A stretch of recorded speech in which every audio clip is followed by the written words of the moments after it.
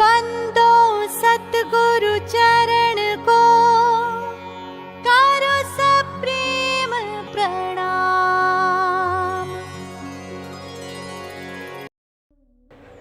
प्रणाम जी। ले साख धनी फुरमान की माहमत कहे पुकार, समझ सको सो समझियो यार या सरदार। महामती जी, जिनके धाम हृदय में पूर्ण परमात्मा की जो पांचों शक्तियां विराजमान हो, वो बता रहे हैं कि जो इस ज्ञान को समझेगा, वो कहते हैं मैं सबको कहूंगी, किसी एक के लिए नहीं है। बड़े बड़े धर्माचार्य हो, जो आम गृहस्थी हो, कि जिसको समझना है वो इस ज्ञान से समझ लीजिए कि वो परमात्मा कौन है, कैसा और कहाँ रहता है। क्योंकि परमात्मा तो सबका है, चाहे अमीर हो या गरीब हो, गृहस्थी हो या साधु सन्यासी, कोई भी हो।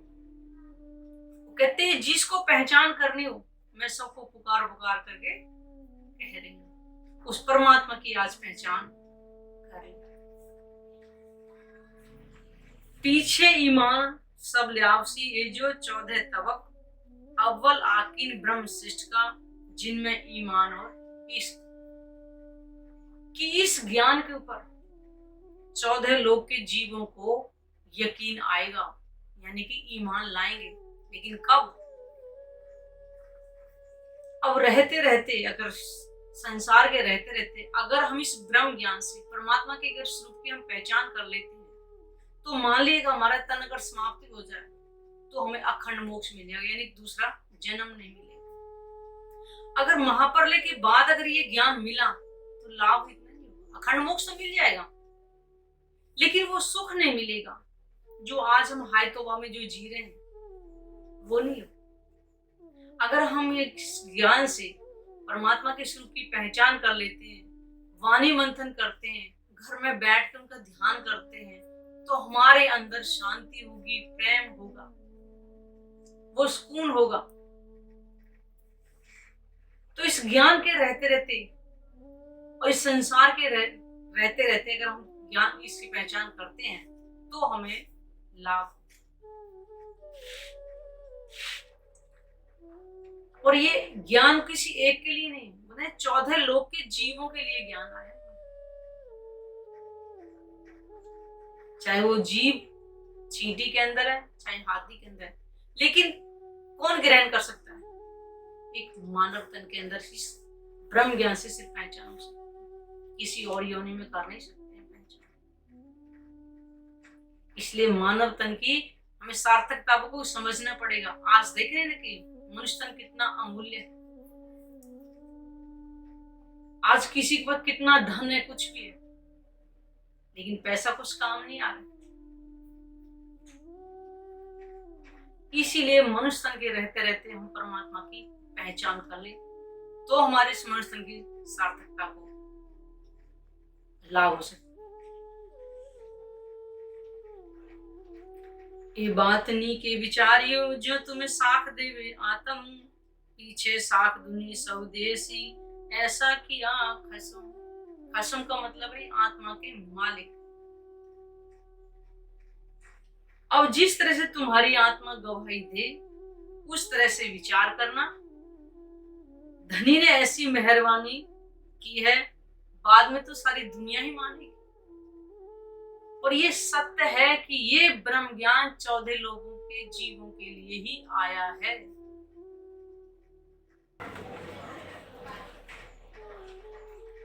मोय भेजी धनी ने तुमको बुलावन, साथ जी मिलके चलिए जाइए अपने वतन। जिस तन के अंदर पारब्रह्म की पांचों शक्तियां आई हैं, वो बता रहे हैं कि मुझे धनी यानी परमात्मा ने कहा है और तुम्हें बुलाने के लिए भेजा है। उन्होंने इस संसार में बताया कि तुम किस कारण से इस संसार में खेल देखने आई, और परमात्मा ने तुम्हें वापस परम धाम बुलाने के लिए मुझे भेजा है। क्योंकि आज इस ब्रह्म ज्ञान से सारी हमें पहचान हो गई है कि परमात्मा से क्या वार्तालाप करके आज में संसार में आई थी, कैसे वो सुख दुख को देखेंगे, और कैसे परमात्मा इस ज्ञान से अपनी पहचान कराएंगे और आत्मा को पहचान कराएंगे, तब उन्हें अपने असल धर्म की याद आएगी। इसलिए वो यहाँ बैठ करके आत्माओं को बता रहे हैं। हम ब्रह्म सृष्टि आई धाम से, अक्षर खेल देखन, खेल देख के जागिए घर असु अपने तन। हम ब्रह्म सृष्टियां परम धाम से, अक्षर का, क्योंकि ऐसी जो ब्रह्मांड है, जो बनाने मिटाने की जो प्रक्रिया करते हैं, वो अक्षर ब्रह्म ही करते हैं। कि हम अक्षर ब्रह्म के जो ब्रह्मांड जो बनते मिटते हैं, उनका खेल देख लेके संसार में आए हैं और अपने असल तन में जागेंगे। कब जागेंगे? जब इस ज्ञान से अपने तन की, परमात्मा की, तो वहां पर कोई लीला जो करती थी, जब उनकी याद आएगी, तब जागृति आएगी।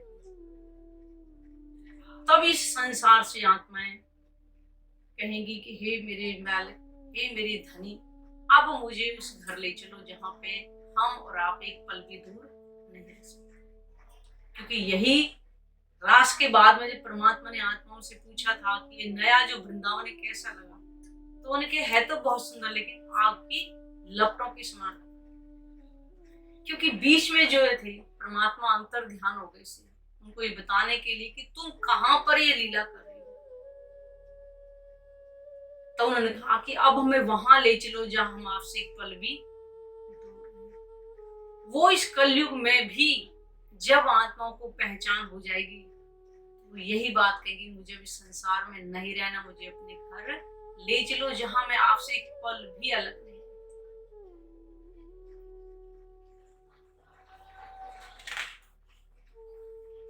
वचन हमारे धाम के फैले हैं भरतखंड, अब पसर सी त्रिलोक में, जित होशी मुक्त ब्रह्मांड। इस ज्ञान को आए हुए, ब्रह्मवाणी को आए 400 वर्ष, लेकिन किसी को पहचान ही नहीं थी।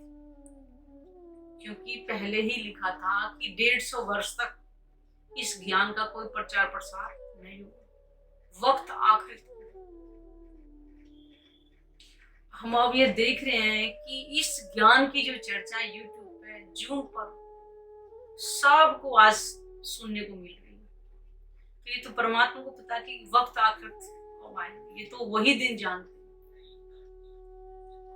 किस दिन आखिर का होगा। लेकिन आज हमें इस ज्ञान से घर के अंदर ही बैठे बैठे पूर्ण ब्रह्म परमात्मा की पहचान, तो समझो भरतखंड भूमि पर फैल ही रहे हैं। ले हिसाब सबन पे करसी कजा अदल, भिस्त देची सचराचर कर साफ सबन के दिल।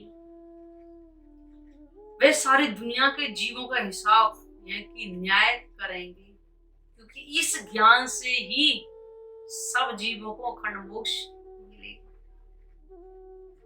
सबके दिलों को साफ करके चर अचर जीवों को अखंड मुक्ति देंगे। इस ज्ञान से यानी कि जब हम घर में बैठ करके जो मंथन करते हैं, तो जीव के जो विकार है वो स्वतः ही अपने आप ही धीरे धीरे धीरे कम होते हैं। जिससे बहुत गंदा कपड़ा होता है, उस पर साबुन लगाते हैं तो धीरे धीरे तो मैल जाती है। ऐसा ही इस ब्रह्म ज्ञान से, क्योंकि साक्षात ब्रह्म का स्वरूप है ये ब्रह्म ज्ञान, जब उनको डेली हम अपने धाम हृदय में बसाएंगे, उनका चिंतन करेंगे, तो स्वतः ही जो जीव के जो विकार है वो समाप्त होते चले जाएंगे।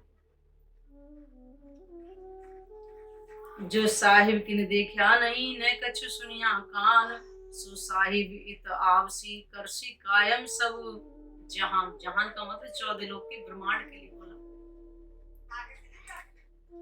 जिस धनी को यानी कि जिस पूर्ण ब्रह्म परमात्मा को किसी ने देखा नहीं और नहीं इसके बारे में किसी ने सुना, वही पार ब्रह्म अब यहाँ आकर सब दुनिया को अखंड करेंगे। क्योंकि युगों युगों से ऋषि मुनि तपस्या में लगे हैं कि वो पार ब्रह्म 28वें कलयुग में आएंगे। ग्रंथों में भी पहले से गवाहियां लिखी हुई हैं कि परमात्मा आएंगे और सबका न्याय चुकाएंगे। जिन जीवों ने जैसे जैसे कर्म किया, लेकिन आज अगर इस ब्रह्म ज्ञान से हम परमात्मा के स्वरूप की पहचान करके अगर उनकी छवि को यानी उनके स्वरूप को अगर धाम हृदय में बसाएंगे तो युगों युगों के जो विकार थे वो समाप्त हो जाएंगे और अखंड मोक्ष मिलेगा। अगर इस तन के अंदर ही अगर हम पहचान कर ले तो हमें दूसरा जन्म नहीं मिलेगा, लेकिन बिना पारब्रह्म की पहचान किए बिना अखंड मोक्ष नहीं मिल सकता।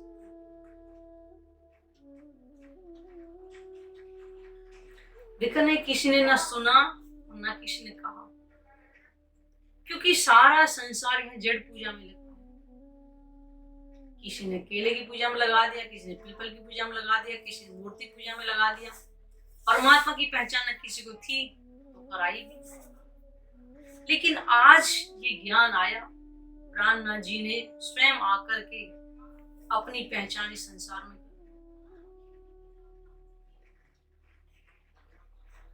कि वो पारब्रह्म कैसा है और कहाँ रहता है, उसके एक एक स्वरूप के एक एक अंग का वर्णन, एक एक वस्त्रों का वर्णन इस तारतम वाणी से हम यहाँ बैठ करके ही आज कर रहे हैं।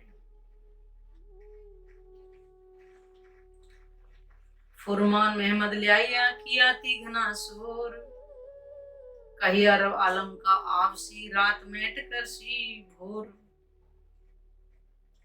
अब यहाँ कहेंगे कि मोहम्मद साहब के बेटे, परमात्मा तो सबका है, चाहे वो हिंदू हो, चाहे मुस्लिम हो, सिख हो या ईसाई हो, सबका साहिब एक ही है। मोहम्मद साहब ने कुरान लाकर संसार को सूचित कर दिया कि ब्रह्मांड के मालिक आएंगे और अज्ञानता के अंधकार को मिटाकर ज्ञान का सवेरा करेंगे। ज्ञान का सवेरा करिए इस दुनिया के उसे नहीं, दिन और रात समय।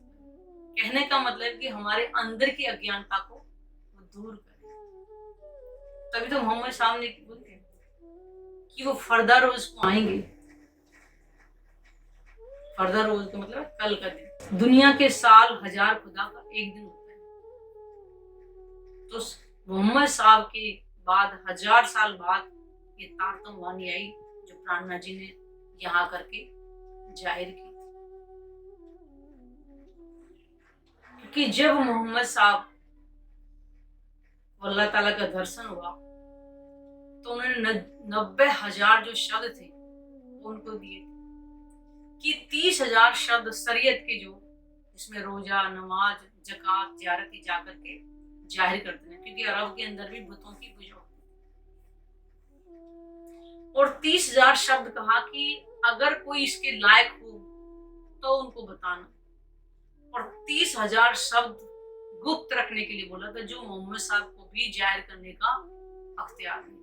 वो मैं खुद आकर के खोलूंगा, वही मेरी पहचान होगी। तो प्राणनाथ जी आए, उन्होंने खुद आकर के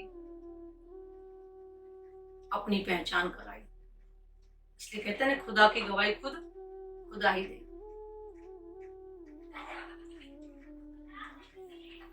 तो उसी को कहा गया है कि वो अंधकार को मिटा करके ज्ञान का सवेरा करे। पीछे पर लेकर के लेसी तुरंत उठाए, 14 तबक सचराचर देसी भिस्त बनाए। पीछे ब्रह्मांड का परलय करके सब जीवों को तुरंत योग माया के ब्रह्मांड में अखंड कर दिया। आज तक किसी को अखंड मोक्ष मिला ही नहीं। लोग सोचते हैं मुक्ति होती है, मुक्ति का मतलब एक काम से मुक्ति मिलती है, लेकिन अखंड मोक्ष का मतलब है कि दोबारा कोई चीज ना हो, उसको बोलते हैं अखंड मोक्ष। इस बार इस ब्रह्म ज्ञान के द्वारा अखंड मोक्ष मिलेगा, जो प्राणनाथ जी पांचों शक्तियां लेकर के आज मध्य प्रदेश पन्ना जी में विराजमान हैं, उनके द्वारा सब जीवों को अखंड मोक्ष मिलेगा। इसको तो कहते हैं भागवत पुराण के अंदर 4 तरह की प्रलय का वर्णन। नित्य नैमित तो हमेशा ही चलते रहते हैं। आज ये जो कोरोना हम जो देख रहे हैं, इसको प्राकृतिक प्रलय ही कहेंगे, कि जो सारे संसार में आई हुई। और महाप्रलय में पाताल से बैकुंठ तक कुछ नहीं बचा। ये उस दिन की बात है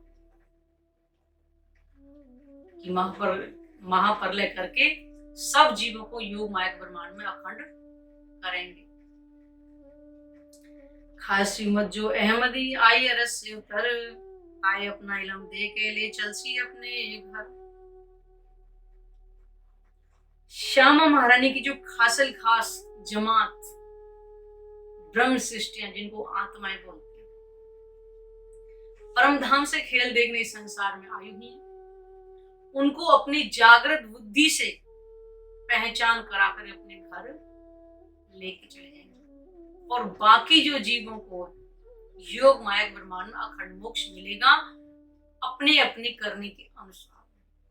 ये पूरा संसार 8 बहिष्ठों में बटेगा। जिस जीव ने जैसा जैसा कर्म किया उसको वैसे ही उसके अनुसार ही बहिष्ठ मिलेगा। बहिष्ठ का मतलब एक कैटेगरी जैसे बोल देते हैं उसको। विजयाभिनंद बुद्ध जी और नेह कलंकित आए, मुक्त देशी सवन को मैट सवे असुराए।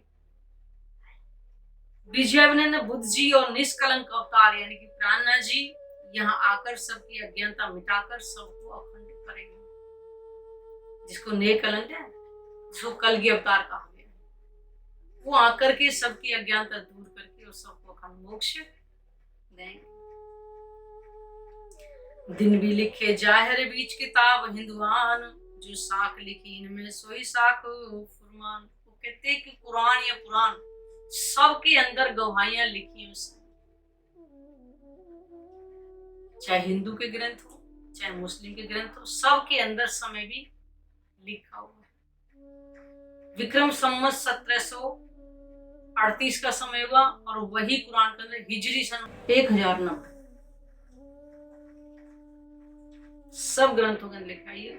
और इतना भी लिखा हुआ है कि चित्रकूट के पास में ये क्षेत्र होगा जिसको पन्ना जी बोलते हैं, पद्मापुरी धाम पन्ना जी।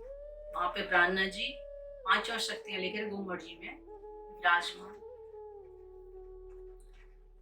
इस ज्ञान से अगर हम मनुष्य तन के रहते रहते अगर हम परमात्मा की पहचान कर लेते, आज ये जितने दुख हम देख रहे हैं उनसे हमें मुक्ति मिल सकती है। आज आप देख रहे हैं ना पूरे संसार में क्या हाहाकार मच रहा है, तो क्या इन दुखों को देखने में हमें आज संतुष्टि मिल रही? क्यों ना मानव तन के रहते रहते उस परमात्मा की पहचान कर ले और अखंड मोक्ष की प्राप्ति। नाम जी